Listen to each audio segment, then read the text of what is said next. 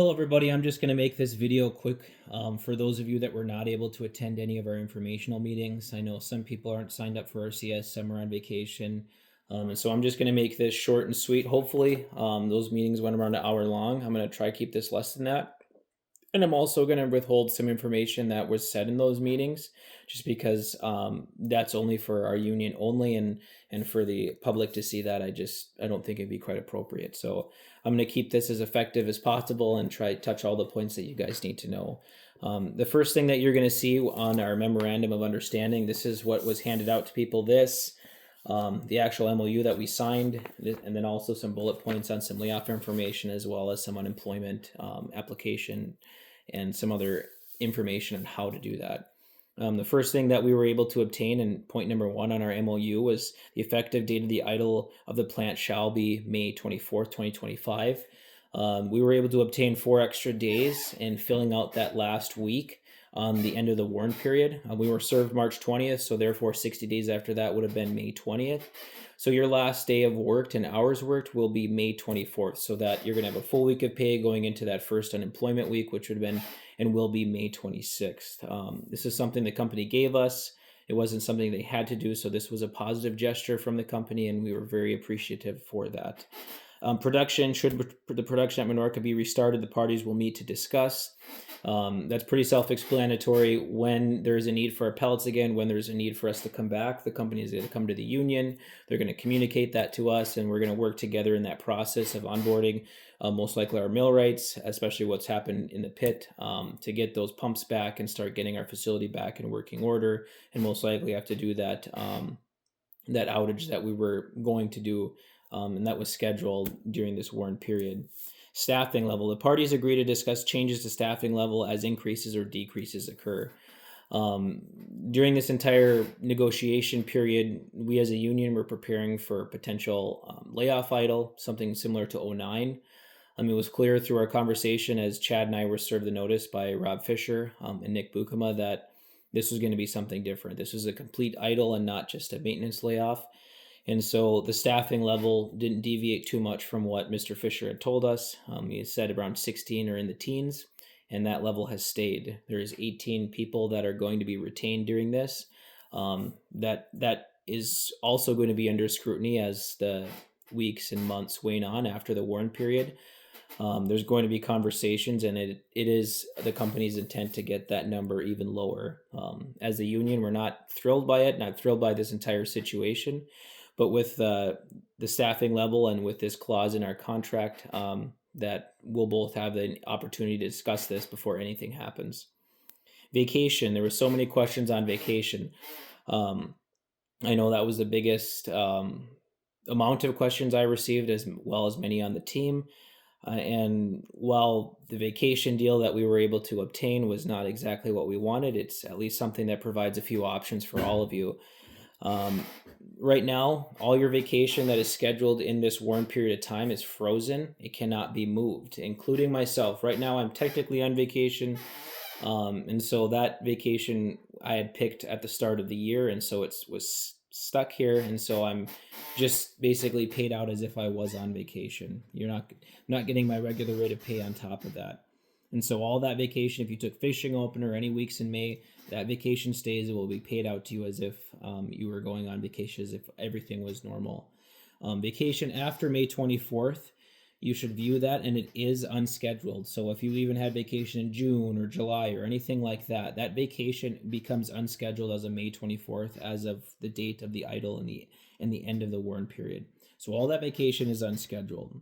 What your options are, what you can do is there's 2 of them. You can move 1 week of vacation, 1 free week, whether you didn't have it scheduled or if it was scheduled later in the year. You can move that week to May 26th and take that week of vacation then to try bridge that unemployment waiting week.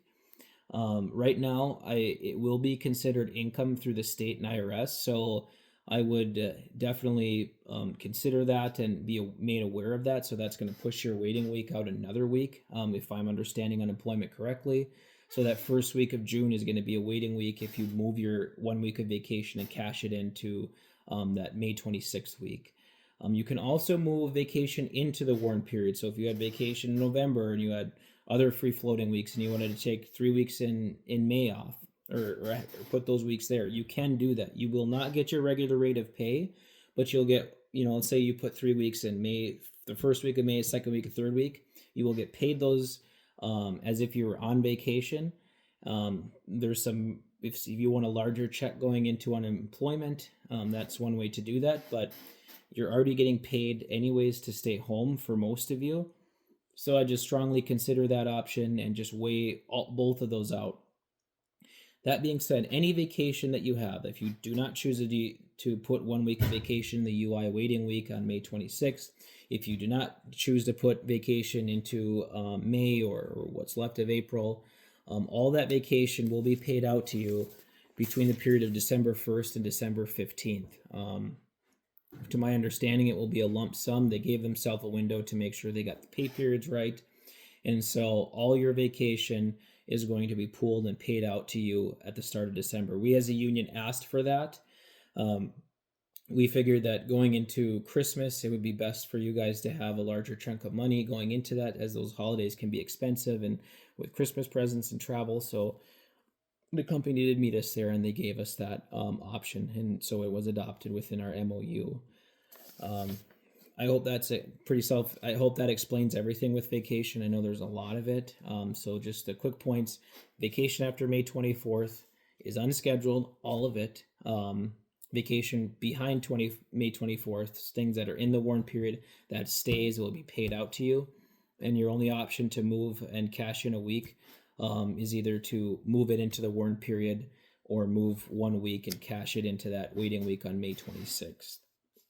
I know there was a lot. We as a union wanted to give you a lump sum payment, have all the vacation unscheduled and pay it out to you prior to going into unemployment, but the company said no to that. Vacation was a sticking point through negotiations, but ultimately this is the best that we could get to you guys. Contracting out is pretty self-explanatory. There's going to be no contractors on the property. You may see Kersher, some other contractors for moving equipment. It is the company's intention to shift some equipment around. This is normal. There's nothing to read into this. When North Shore was down, we got dozers and other equipment. And so right now, this is just the company utilizing their assets and trying to maximize everything during this period of time. Supplemental unemployment benefits. The company agreed to pay out subpay to our 19 employees that are under 2 years of continuous service. This was something huge. This was something big. Going into bargaining, this was one of our top table things, was to take care of both senior, middle, and our brand new employees. Well, brand new, a lot of them have worked almost 2 years. Some were within weeks. We were concerned that the company was going to do a hardline stop according to the language and not pay them subpay, and all that they would have would be 6 months of insurance benefits. What the company did was they met us halfway. We requested that all employees be treated as if they had 2 years of continuous service. And the company came halfway and said, we will pay you a guaranteed 6 months of subpay, which is, for, as everyone should know by now, $250 a week. And for 6 months, all 19 of those employees are going to get that subpay. There's also a clause in here that should the state of Minnesota extend the unemployment benefits, the company will come to us and we'll discuss the potential of extending sub benefits to all these members as well. That is huge. That is something that the company gave to us. And during this period of time, and with what's going on with Cliffs, I'll call a spade a spade. That was a very big olive branch to us. That was a very big and positive gesture to showing that they actually care about our members. And so I personally have thanked all the people on the company side that were doing this bargaining for this. And because I generally mean that. This is huge. Those members hopefully will take this, and this will keep them close by as we wait to be called back. And I'm very excited that we were able to get this for these guys amidst this horrible situation. I'm not excited about the idle. I'm not happy about this entire situation, but the fact that our younger employees are able to now get 6 months of subpay benefits is huge. The retirement incentive, there's 14 employees that by June 12th, we're going to have 30 years of service in. There's going to be a $10,000 lump sum payment available to those members. This is on top of their special payment, on top of vacation payout. And so if they choose to retire by June 1st and one of them July 1st, they would get this special $10,000 payment. as a bonus for them, an incentive for them to retire. Right now, Kim is working through that process. We called all of them, informed them, and so as this goes on, hopefully they consider that and do the numbers and make it the best decision for them and their families. But this is just something extra for those that were already ready to retire, something for them to think about and potentially add into that equation. Overtime, the company agrees to zero out all overtime and provide us with list. This will be nice because with the overtime equalization issue, open overtime, and all the overtime issues that we've experienced, this is at least a positive, going to a clean slate. And now we'll be able to track overtime much more easily during this layoff period, as well as when we come back. Hopefully our overtime information is going to be much more transparent, and we'll be able to make sure it's fair and equitable across the board. We'll also be able to monitor that overtime situation and make sure that they're not overworking these employees. And even if they do decide to decrease these, we'll be able to make sure that they're not overworking them, and that if there is an amount of overtime that's starting to exceed a reasonable number, we'll be able to have that conversation and that ammunition to try bargain to get more people back to work. Letter H, the purchase or use of semi-finished and hot-rolled steel from outside vendors. We touched on that in these meetings extensively. Our contract's a steel contract, and so the economic provisions in there are generally tailored towards those. There are some language in there that benefit us on the production level, and so if you made it to those meetings, you're aware of the different statements that we made on this section. And so if not, if you want to have a conversation on H and how this would apply to us at Minorca, please contact me, call me, and I'll gladly explain that to you, but that's not for this video. Shared sacrifice. The parties have discussed shared sacrifice. Yes, we have. It's pretty obvious. Both salary and hourly have taken a hit during this. As of right now, they're only keeping 3 salaried employees, and so that's separate from the 18 that we have. And so both sides have definitely taken a hit as we've gone into this idle and this massive layoff. Union representation on site, we have it in writing. I will be continuing and monitoring the situation. I'll be doing my presidential duties and upholding our contract and protecting your rights. Also trying to gain information and protecting the assets as well, just to ensure that when duty calls and the demand calls, our facility is protected during this time and nothing is there to endanger us being called back due to some negligence or anything like that. So we wanted it in writing to make sure that all of our union officials were able to be able to have access to the site and be able to monitor and uphold our union obligations during this time. The company also has agreed to waive the 1-day requirement to return to work before retiring from layoff. There is a requirement for that. So if you're on layoff this time and you want to retire, you're not going to be compelled to come back to work for 1 day before you can change that status and be able to retire. Interplant job opportunity procedure. Right now, we don't have any options to transfer to steel mills. The company has promised to let us know as soon as there's the ability to transfer to Indiana, Cleveland, or wherever these steel mills are, the provisions in our contract. So once those become available, I will share them with you and work through that transfer language with you if you so desire to move. And the last portion of our page 3 of our MOU is talking about hiring at Cleveland Cliffs Mines. We didn't have any language within our steel contract about going to a mining facility, and so this whole new section had to be worked up together so that it covered the different nuances of what happens if a Minorca employee goes to North Shore, to Tilden, or anywhere else. So all the different provisions, I'm not going to read this. I'm also going to text out the MOU and make sure that everyone has a copy of this so that you guys can read through this, go along with this video, and just kind of familiarize yourself with what was talked about the last 2 days. So for all of you that showed up, you don't need to watch this video. Or if you are this far, then congrats to you. This is just a quick synopsis for those that were not able to make it, as I stated before. 2 things to be of note to you guys: that if you do get hired for 2 years, your date of transfer, it's not going to affect your callback rights or seniority. That 2 years is just in tandem with every other benefit that we have, whether it's contributions to the SPT, the defined benefit plan. All of those things are in tandem with 2 years, and that's why we had requested the company when we put this language together to make sure that for 2 years that your seniority and Minorca callback rights were intact and that your home plant would still be Minorca. That being said, I know I sent out a video and posted a video about how this is supposed to look. So if you do transfer to another mine, your employment there will not affect or negatively affect, I guess, or positively affect your Minorca status. So if you get laid off, you get fired, you'll just revert back to your layoff status at Menorca. If you do get hired or hired/transferred to another facility, you will be under their benefits program, and that's something to be made aware of as well. Take a close look at that. For our benefits are in some ways better and generous, and in other ways not. It just depends on your point of view or where you're at in life and your situation. So just be aware of that when you transfer to another facility. You'll be going once you get that job, you'll be under that contract and have to go through that probationary period. That probationary period is still a thing. Even though you're a Cleveland Cliffs employee, you'll still have to go through that facility's probation period. Not a fan of it. I get it. I know that Cliffs knows who you are and they have your employment status. But that being said, what happens in that probation period or what happens there is not going to negatively affect you here. And that is the biggest thing that I want everyone to take away.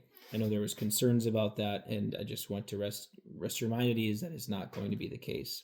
If you do go to Tilden or LSI, there will be a relocation allowance of $3,000.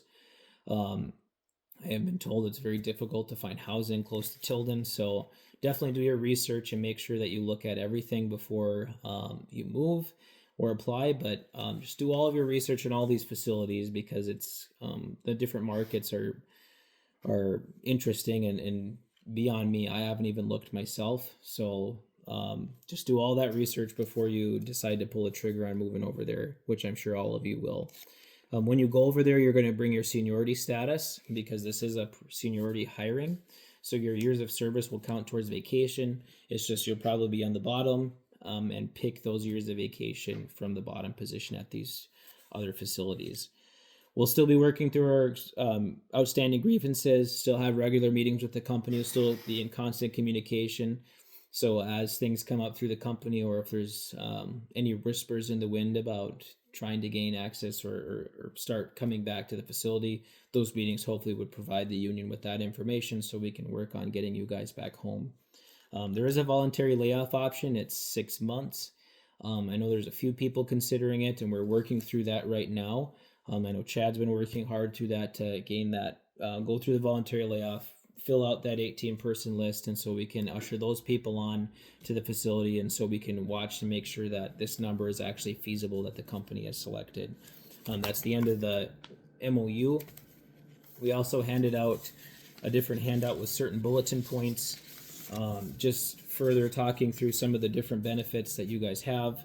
The supplemental unemployment benefits in regards to pay. I know there was a lot of questions on that. I even had a misunderstanding of how that payment was supposed to work. This is supposed to be supplemental to state unemployment. So the biggest number that you guys should take away is that $250 minimum payment every week. No matter what happens, whether the table on the front says, 40% with state unemployment is this number, you will always get a minimum of $250 per week. And for most of us with that state maximum of $914, that $250 subpay should equal to $1164 per week. If you're labor grade 5, 20 years of service, you potentially get a little bit more. I think that number is close to $266. But for the rest of us and for most of you, plan on that $1,164 per week. And that's why it's important to, as stated before, that Minnesota unemployment extension of being 6 months in case we do have to winter this out and wait for next year to come back. That should carry for those of you that have 2 years of benefits or 18 months of benefits. That $250 per week will carry that far. And just be aware of that. I know there was a lot of questions and a lot of different calculations there from people, but that number is $1,164. So please try work your finances out and get all your bills within that number if you possibly can. If you need help with that, I know some of our friends here, some of our brothers and sisters are accountants, and they can work through your situations. DEED is still coming on May 6th. I'm going to have a meeting with them tomorrow to work on what all should be in that meeting and what questions that they're going to come prepared to answer, as well as hopefully answer all the questions that we have. I'll keep you guys posted on that. And Minnesota unemployment, May 24th is the end of the warrant period, as we stated. 26th will be the first day of your unemployment that Monday. You'll have to apply every single week. Unemployment's new to me. I was only on it during COVID for 2 weeks, and so this is something that I have to familiarize myself with as well. Right now, you have guaranteed 6 months, but I was speaking with Representative Johnson. I was texting with him today after I watched the House hearing at the Ways and Means Committee and how it was unanimously adopted to move it on. It has to go through that 6 month extra extension has to go through the Rules Committee, and then it goes from there to the House floor for a vote. I asked Representative Johnson to keep me posted, and so I can let you guys know when that vote happens, and so we can potentially go down there and be there for that vote and support it and try and encourage our members and within the House and the Senate to push this through to the finish line. Still watching Representative Igo's bill and the bills in the Senate, and I'll keep you guys posted on those as well. The health insurance benefits, there's a long list of these. The same table as your supplemental employment benefits, 0 to 2 years. Your health coverage will continue for 6 months, 2 to 10 years. Your health coverage will continue for 18 months, 10 years or more of employment. It will continue for 30 months. And so just be aware of that, where you're at within that table and your years of continuous service. There was some other things. If you have a 401k loan, your subpay benefits are not going to automatically pay that, so you'll have to contact Fidelity and the numbers here at the Union Hall and contact them and set up your payment plan with them. There was some people telling me that Fidelity is working through how they classify this temporary idle and this indefinite idle with no callback date. Excuse me.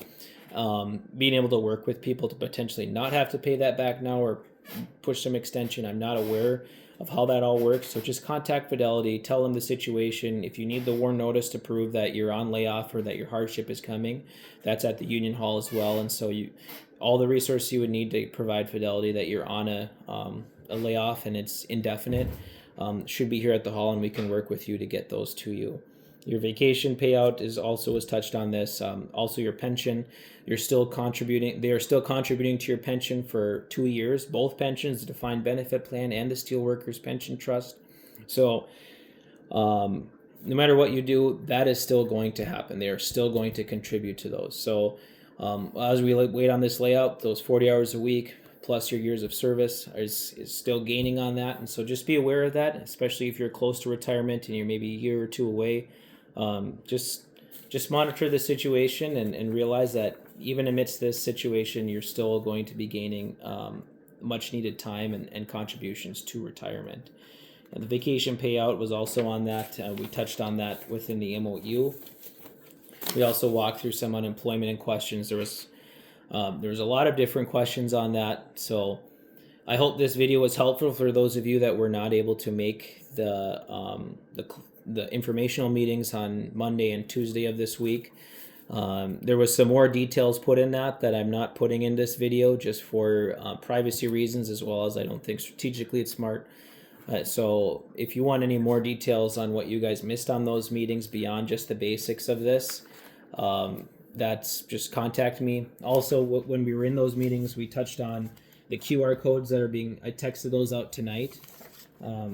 All the different positions have a QR code. You take your phone, you scan them, it's going to bring you to that site and you go through that application process. I ask that you don't share those with anyone. This is just for Minorca employees and HipTac employees. If anyone else gets into this system, it's just going to slow it down, and so that hiring process may take a little bit, hiring/transfer process may take a little bit longer. Also, there was an explanation on what you do to make the account for these different applications, because they set this up just for HipTac and MinTac or Minorca. And so if you have any questions or issues with that, please let me know. I'm going to work with and figure out how best for those of you that want to do it on a computer. I know there was people that reached out to me that were having, just because they have it on their phone, how do I scan it with the PDF file? So even you can print it. Ultimately, it is at the Union Hall here on these clipboards over on the back. So you can come here with your smartphone, scan these different codes, and apply to these different positions. Thank you all again for just all your patience during this time. It has not been easy. There's been lots and lots of hours spent by everyone working on this in the background. I just also, though, want to appreciate all of you guys that have consistently worked and cared about our facility and taken pride in just Minorca and the union and the facility itself during this idle period and the shutdown period. You guys have ensured that that facility is shut down safely, so that there's nothing that could nothing negatively happening during that shutdown, with just a lack of knowledge on some people on salary side on just the history and what could happen if they do this or that. And so I just want to thank you guys for all the care that you've taken, and those of you that have put extra time and effort to make sure that Menorca will come back. I do believe Menorca will come back. I believe in the future of Menorca. I do believe in our ore reserves. I do believe in the permitting and the Tails Basin. We are positioned well for the future. We are just in a period of time where Cleveland Cliffs is heavily exposed to the automotive market, and so the steel mills and steel orders are down.